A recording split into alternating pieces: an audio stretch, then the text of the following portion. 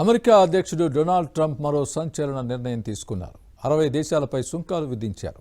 అటు India pharma ఉత్పత్తులపైన bomb పేల్చారు.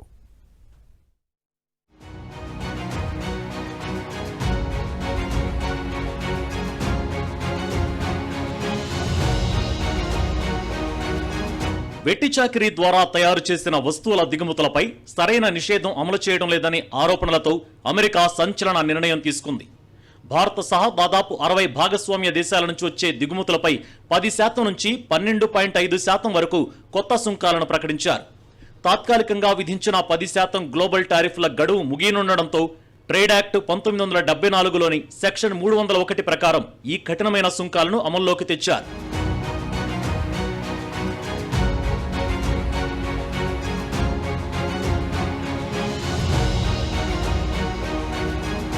ప్రారంభంలో భారత్పై 12.5% టారిఫ్ విధించాలని ప్రతిపాదించినప్పటికీ వెట్టి చాకిరీ నిరోధక చట్టాల అమలును భారత్ వేగవంతం చేయడంతో ఈ పన్నును 10%కి తగ్గించారు.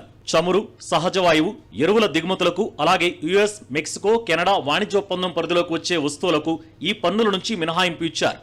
వివిధ దేశాలు తీసుకుంటున్న చర్యల ఆధారంగా ఈ సుంకాల శాతాన్ని నిర్ణయించారు.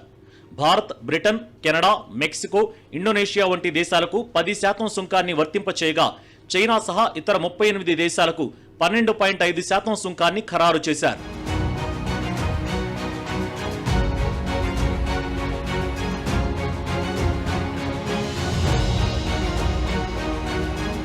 అమెరికాలో దాదాపు శతాబ్ద కాలంగా వెట్టి చాకిరీపై నిషేధం ఉంది. దీన్ని కఠినంగా అమలు చేస్తున్నామని ట్రంప్ సర్కార్ ప్రకటించింది. గతంలో ట్రంప్ విధించిన అత్యవసర సుంకాలను ఈ ఏడాది ఫిబ్రవరిలో అమెరికా సుప్రీంకోర్టు కొట్టివేసింది. ఆ తర్వాత ప్రభుత్వం మరొక చట్టం కింద 150 రోజుల తాత్కాలిక సుంకం విధించింది. ఈ గడువు నేటితో తీరిపోవడంతో ఇప్పుడు మరో సెక్షన్ ప్రకారం సుంకాలేశారు.